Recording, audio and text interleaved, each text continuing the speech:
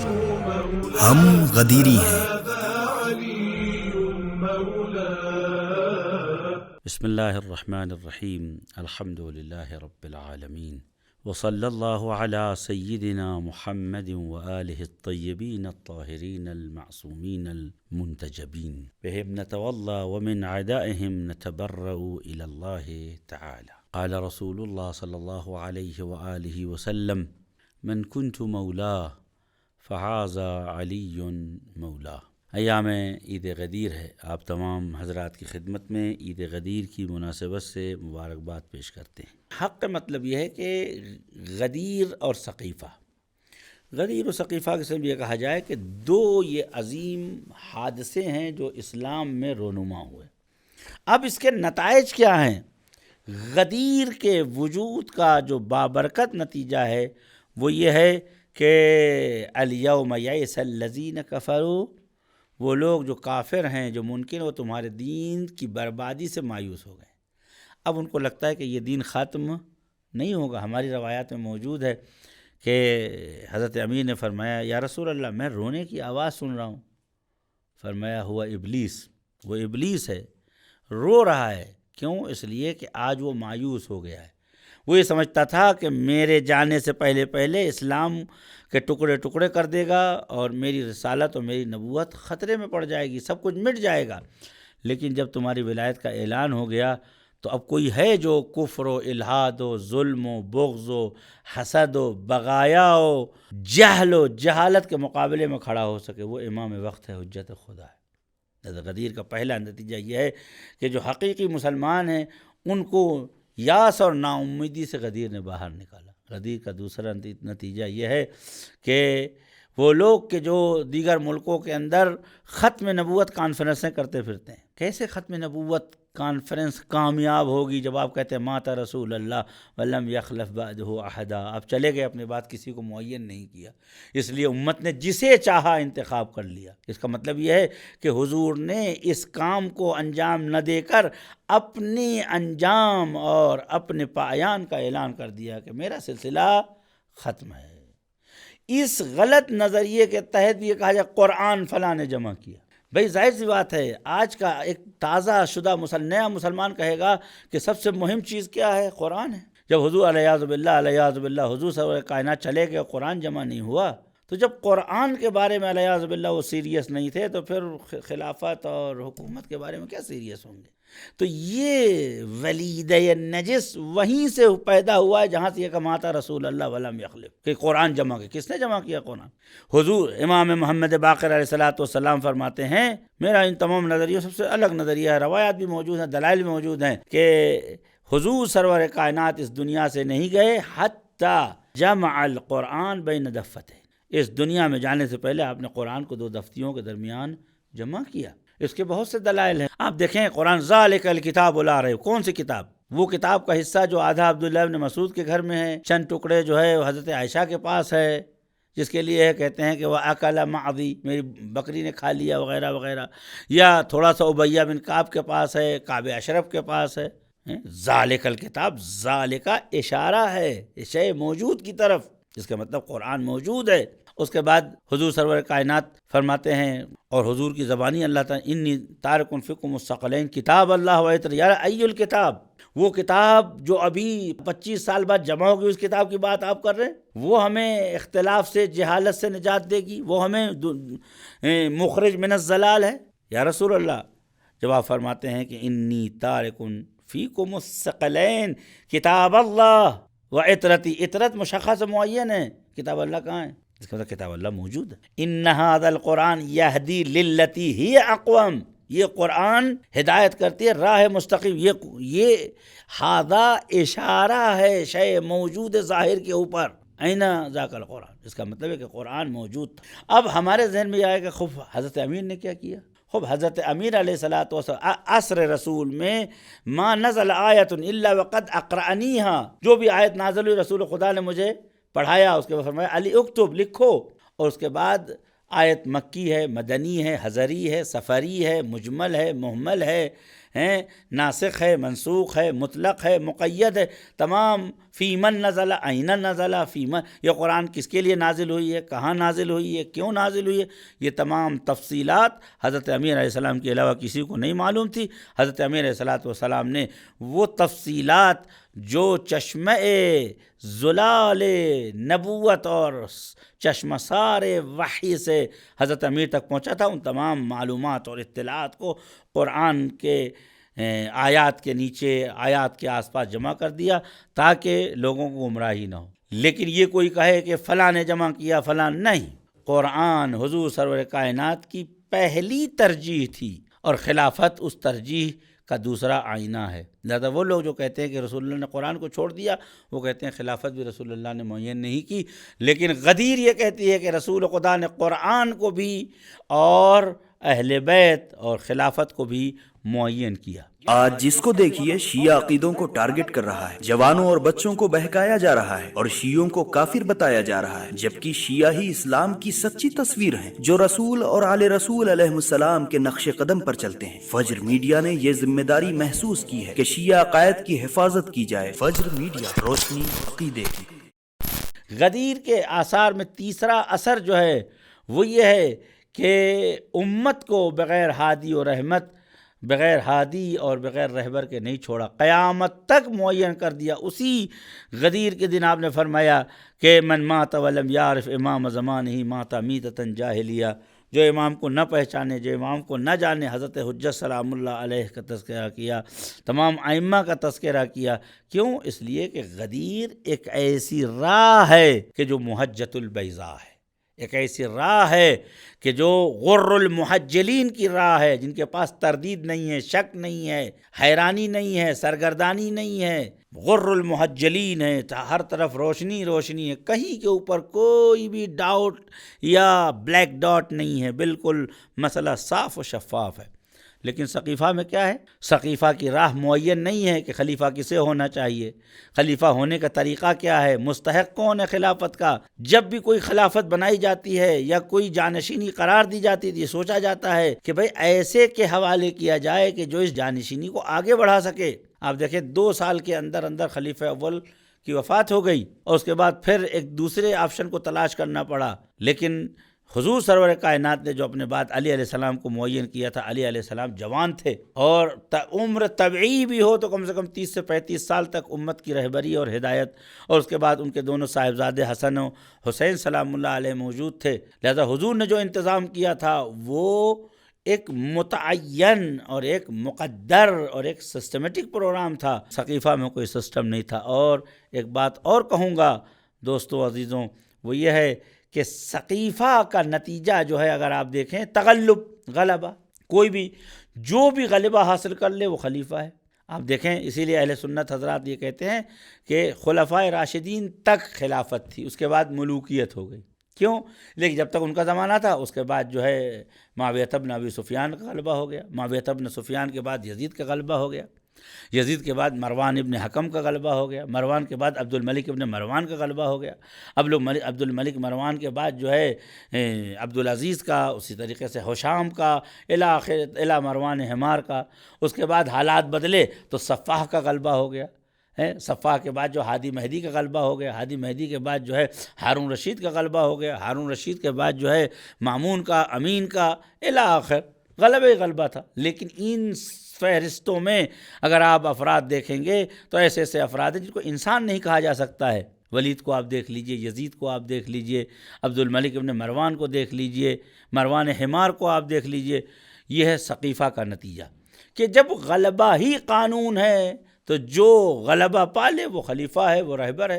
لہذا اگر سقیفہ کے ائمہ کی فہرست دیکھی جائے تو ان کے پاس غلبہ تو ہے، کردار نہیں ہے، علم نہیں ہے، شرف نہیں ہے، لیکن اگر غدیر سے متعین شدہ ائمہ کو دیکھا جائے تو ہر ایک ان میں سے اپنے زمانے کا محمد صلی اللہ علیہ وآلہ وسلم ہے۔ حضرت امیر اصلاً شیعہ سنی کی بات آپ جانے دیجئے، اگر لوگوں کے سامنے آپ ائمہ اہل بیت کا نام لیجئے تو لوگ عظمت سے کھڑے ہو جاتے ہیں۔ احمد ابن حنبل حدیث سلسلۃ الذہب کے سلسلے میں فرماتے ہیں کہ لو قرئ علی المجنون لقد برئ. یہ جو سلسلہ ہے کہ امام رضا علیہ الصلوۃ والسلام، امام موسی کاظم سلام اللہ علیہ، امام جعفر صادق علیہ الصلوۃ والسلام، امام محمد باقر علیہ الصلوۃ والسلام، امام سجاد سلام اللہ علیہ، امام حسن حسین سلام اللہ علیہ، امام امیر المومنین رسول خدا جبرائیل پروردگار، یہ سلسلہ ایسا لو قرئ علی المجنون لقد برئ، تو وہ مجنون ٹھیک ہو جائے گا. ہے کسی فہرست ائمہ میں؟ بس غدیر کی جو فہرست ہے وہ کامل ترین و متفق علیہ ترین فہرست ہے. آپ دیکھیں امام جوینی سے لے کر ابن قدامہ تک، صاحب مغنی تک، جتنے لوگ بھی ہیں، جب اس حدیث پہ آتے ہیں کہ لا یزال امتی بخیر حتی یولی علیہم 12 خلفاء، تو اس کے بعد وہ پریشان ہو جاتے ہیں. ایسا مضطرب ہیں کہ 12 خلیفہ کہاں سے پیش کریں؟ 4 بنی امیہ کے تو 8 جو ہے بنی عباس کے، تو 4 کچھ کو خارج کرتے ہیں، کچھ کو داخل کرتے ہیں. اس کے بعد بھی وہ فہرست پوری نہیں ہوتی. کردار کے اعتبار سے، حسب کے اعتبار سے، نسب کے اعتبار سے، شرف کے اعتبار سے، علم کے اعتبار سے، پاکیزگی ان فہرستوں میں. لیکن جب آپ غدیر سے فہرست لیتے ہیں تو ایسا لگتا ہے کہ ھذا شبل من ذاک الاسد، طلع النور من النور، طلع الشرف من الشرف، اولنا محمد، اوسطنا محمد، کلنا محمد. اگر آپ دیکھیں غدیر و ثقیفہ کا موازنہ کریں تو عظمت اور قدرت کی اوج جو ہے ثقیفہ کے اندر یزید ہے، ہارون رشید ہے، کہ جو شراب پی کر اپنے باپ کی مدخولہ کے ساتھ، اپنے باپ کی زوجہ کے ساتھ جو ہے مشغول کار حرام ہے. قمار بازی، جوا، قاتل، غارت. بنی امیہ کا آخری بادشاہ یزید، مروان محمد سے پہلے، وہ شراب کے حوض میں ڈوب کے مرا ہے. تو آپ یہ دیکھیں. لیکن غدیر میں آپ دیکھیں کہ اولہم انت یا علی وآخرہم مہدی. آپ دیکھیں کہ فضل ابن روزبہان ان علماء میں سے تھے جو ہمیشہ اہل بیت کے منتقد تھے. آخری عمر انہوں نے کتاب لکھا وسیلۃ الخادم فی خدمت المخدوم صلوات علی 14 معصوم. یہ مخالف تھے، خطرناک ترین کتابیں اہل شیعوں کے خلاف انہوں نے لکھی. لیکن آخری عمر میں انہوں نے یہ کتاب لکھی کہ ایک خادم کا ہدیہ آقاؤں کے نام کیا ہے؟ 14 معصومین کی صلوات. اور جب جب ائمہ کا ذکر کیا، باعظمت یاد کیا، باشرف یاد کیا. آپ دیکھیں یہی ذہبی جب امام رضا تک پہنچتا ہے کہتا ہے وَإِلَيْهِ انتہت ریاست الدین والدنیا شرقا وغربا ما رؤیا منہ افضل منہ فی الفضل. ریاست شرق و غرب امام رضا پہ ختم ہوئی. امام رضا سے افضل کوئی شے نہیں دی. حضرت جواد کا تذکرہ جب کرتے ہیں تو کہتے ہیں کہ قد اشتہر بعظمتہ و شرفہ و نجافتہ، اپنی نجافت کی وجہ سے، نجابت کی وجہ سے، شرف کی وجہ سے مشہور تھے. امام عسکری علیہ الصلوۃ والسلام کا تذکرہ ابن خاقان کہتا ہے کہ یا بنی، اس کا بیٹا عبداللہ کہتا ہے میں نے دیکھا آپ کسی کا احترام نہیں کرتے. جب ابن الرضا علیہ السلام حضرت عسکری آئے تو آپ اپنی جگہ کھڑے ہو گئے. ما زلت تقول فدیت نفسی و ابی فداک و امی فداک و مالی فداک ذریتی فداک. من ہوا؟ فجر میڈیا قم المقدسہ اور نجف اشرف کے علماء پر مشتمل ایک مضبوط ٹیم ہے جو دن رات سوشل میڈیا پر ایکٹیو ہے اور مکتب اہل بیت علیہ السلام کا دفاع کر رہی ہے. آپ سے صرف اتنی گزارش ہے کہ ہر سوال اور اعتراض کو فوراً ہم تک پہنچائیں تاکہ ہماری ٹیم جلد سے جلد اس کا جواب دے سکے. آپ سے یہ بھی گزارش ہے کہ ہماری آواز کو جہاں جہاں تک پہنچا سکتے ہیں ضرور پہنچائیں. اللہ آپ کا حامی و ناصر ہو. فجر میڈیا، روشنی عقیدے کی. آپ کے سامنے کسی کی کنیت نہیں لی جاتی تھی. آتے ہی کہا گیا کہ ابو محمد بالباب، تو اس نے کہا کہ یا بنی لو علمت ما علمت، جو مجھے معلوم ہے اگر تمہیں معلوم ہوتا تو ایسا نہ کہتے. اگر لوگوں کو ان کے فضائل معلوم ہو جائیں تو لوگ انہیں تخت خلافت پہ بٹھا لیں. وہ ابن الرضا نجیبا فی العقل و شریفا فی القول سیدا ہاشمیا اماما زاہدا تقیا ما عنده الناس قد يحتاجون الیک. جو اس کے پاس ہے سب اس کے محتاج ہیں، جو ہمارے پاس ہے وہ ہمارا محتاج نہیں ہے. کوئی بھی امام لے لیجئے.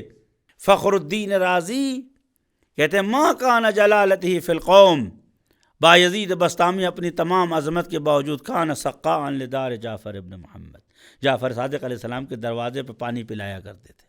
بس ثقیفہ اور غدیر کو اگر ایک آئینے میں دیکھا جائے تو یہ سمجھ میں آئے گا کہ انسانیت کی گمراہی، پستی، جہالت، تشاجر، تخاذم، اٹھاؤ پٹک، ایک دوسرے کو قتل و غارت، اور وہ تمام چیزیں جو انسان کے اندر انسان کی صفات قبیحہ ہے وہ ثقیفہ کے اندر ہیں۔ اور غدیر کو دیکھا جائے تو شرف ہے، عزت ہے، حیات ہے، علم ہے، سخاوت ہے، عظمت ہے، عبادت ہے، پاکیزگی ہے، طہارت ہے۔ خدا شاہد ہے اگر واقعاً ایک سلسلہ چلے کہ غدیر نے کیا لوگوں کو دیا اور ثقیفہ نے کیا دیا تو سمجھ میں آئے گا۔ کبھی وقت رہا تو عرض کروں گا، جتنی بھی کتب لغت ہیں، جتنی بھی کتب انصاب ہیں، جتنی بھی کتب ادبیات ہیں، جتنی بھی کتب علم ہیں، فقہ ہیں، ان میں اگر اضافہ قیاس و رائے و استحسان کو خارج کر دیا جائے تو وہ سب مرہون منت اہل بیت علیہم الصلوۃ والسلام۔ آج ہر مسلمان اپنے گھر میں قرآن رکھ کے پڑھتا ہے، لیکن کاش اس سند پہ غور کرتا جو عربستان سعودی نے بھی چھاپی ہے اور اب بھی ہے کہ یہ قرآن قصہ ہے۔ فرمایا یہ قرآن جو ہے بے روایت حفظ کی روایت ہے، عاصم ابی نجوس سے، عبد الرحمن سلمی سے، ابی اسود دولی سے، علی ابن ابی طالب علیہ السلام سے۔ اگر غدیر مسلمانوں سے لے لیا جائے تو تمہارے پاس قرآن پڑھنے کے لیے بھی نہیں رہے گا۔ کہاں ہے قراءت اصحاب؟ کہاں ہے رسم الخط اصحاب؟ کہاں ہے قرآن کی فقاہت اور قرآن کے اندر کشف غموم و کشف حجب؟ جز اہل بیت علیہ السلام کہیں کچھ نہیں ہے۔ لغت اہل بیت کی وہ بات الگ ہے کہ بعد میں حکومتوں نے ان لغت اور ارباب لغت کے ذریعے سے اپنے مسائل کو حل کرنے کے لیے اپنے نظریے بنائے۔ پھر بھی الحمدللہ ارباب غدیر، دوسرے لوگ قرآن سمجھنے کے لیے ابھی ہلال عسکری کے محتاج ہیں، ابن مغنی قدامہ کے محتاج ہیں، طبرسی و طیالسی کے محتاج ہیں، لیکن اربابان غدیر نہ ہلال عسکری کے محتاج ہیں، نہ ابن حاجب کے محتاج ہیں، نہ شمس الدین احمد ذہبی کے محتاج ہیں۔ ہمارے لیے کافی ہے اہل بیت علیہم الصلوۃ والسلام۔ لہذا قرآن کے مفاہیم و مبانی امام محمد باقر نے فرما دیا کہ میں تو یہ نہیں چاہتا کہ تم نمک طعام بھی ہمارے علاوہ کہیں سے لے آؤ، اس لیے کہ خالص و خلص ہمارے پاس ہے۔ لہذا الحمدللہ آج ہم پوری دنیا سے کہتے ہیں کہ ہم بے نیاز ہیں تمام امت کے علم سے۔ کیوں؟ اس لیے کہ ہمارے پاس چشمشار غدیر موجود ہے۔ اسی بات کا اعلان امیر المومنین فرمایا کہ لا یرقى علی الطیر، ہماری عظمت و بلندی تک طائر فکر نہیں، وینحدر عنی السیل، اور ہر سیل معرفت کا سیلاب، معرفت کے جھرنے جو ہیں اس مقام اولائے علی ابن ابی طالب جو اول غدیر ہے الی مہدی سلام اللہ علیہ۔ ولذا واقعاً تعرف الاشیاء بازدادها، اگر غدیر کو سمجھنا ہے تو ثقیفہ سمجھ لو بقبحها وبسوء آثارها وبجهلها وبکثافتها وجہالتها، تعرفوا بشرفها کہ غدیر کیا ہے۔ غدیر شرف ہے، عزت ہے، علم ہے، حیات ہے۔ اور اگر غدیر آج مسلمانوں کے درمیان نہ ہوتی تو مسلمان کا حال وہی ہوتا جو یہودیوں کا ہوتا۔ آج ہمارے پاس کتاب اللہ بین اظہرکم اگر موجود ہے، کتاب خدا، تو علی ابن ابی طالب اولاد علی علیہ السلام نے اس قرآن کی حفاظت کی ہے۔ بس غدیر در واقع احیاء حیات اسلام کا نام ہے۔ اگر غدیر نہ ہوتی لولا الغدیر لندرس الدین کلھا، اگر غدیر نہ ہوتی یعنی ولایت علی نہ ہوتی تو دین ختم ہو جاتا، مٹ جاتا، کیونکہ یہ دین مجیء المحمدی ہے و بقی الحسینی ہے۔ یہ دین رسول خدا لے آئے ہیں، نبوت لے آئی ہے، ولایت نے اس دین کو بچایا ہے۔ ہم پر واجب ہے کہ ہم پہچانیں ثقیفہ کو تاکہ غدیر سمجھ میں آئے۔ البتہ اس قانون تعرف الاشیاء بازدادها والا ان الشمس لا تحتاج الى عین دون عین، والا سورج کو جاننے کے لیے کسی اور آنکھ اور چشمے کی ضرورت نہیں ہے۔ ہم خدا کی بارگاہ میں دعا کرتے ہیں کہ غدیر صرف جشن اور شیرینی اور شیرخوانی تک منحصر نہ کریں۔ غدیر فکر کا نام ہے، سوچ کا نام ہے، مطالعے کا نام ہے، افکار کو برجستہ کرنے کا نام ہے۔ صرف چند اشعار یا ایک تقریر کے اوپر غدیر پہ بسندے نہ کریں، مہینوں سے تیاری کریں تاکہ لوگوں تک پہنچائیں کہ غدیر کے فیض کیا ہیں، غدیر دنیا میں کیوں مفید ہے، آخرت میں کہاں مفید ہے، غدیر کا اثر نسب و نسل میں کہاں ہے، غدیر کا اثر دین میں کہاں ہے، غدیر کا اثر خوراکیات اور پوشاکیات میں کہاں ہے، غدیر کا اثر سماجیات و اخلاقیات میں کیا ہے، غدیر کا اثر کتابیات اور فہمیات میں کیا ہے۔ غدیر وہ سورج ہے، وہ چراغ ہے کہ جسے رسول خدا صلی اللہ علیہ وآلہ وسلم نے بے امر پروردگار ہمارے لیے روشن کیا تاکہ قیامت تک ہم راہ گم نہ کریں۔ وَجَعَلْنَا لَهُمْ نُورًا يَمْشِي بِهِ فی الناس، ہم نے نور قرار دیا ہے اس نور کی روشنی میں۔ لہذا فرمایا یا علی انت قائد غر المحجلین، علی آپ ان کے قائد ہیں کہ جن کے پیش رو نور ہی نور ہے، کہیں اندھیرا نہیں ہے۔ اللہم اجعلنا من المتمسکین بولایت علی بن ابی طالب و اولادہ المعصومین سلام اللہ علیہم اجمعین۔ اللہم اجعلنا من الغدیر الی الغدیر وفی الغدیر، صلی علی محمد و آلہ الطاہرین۔ آپ حضرات کی خدمت میں حقیر کا سلام اور تبریک مبارکباد ہو۔ خداوند عالم دنیا و آخرت میں اس غدیر کو ہمارے آپ کے لیے مائع شرف اور سبب عزت قرار دے۔ والسلام علیکم ورحمۃ اللہ وبرکاتہ۔ ہم غدیری ہیں،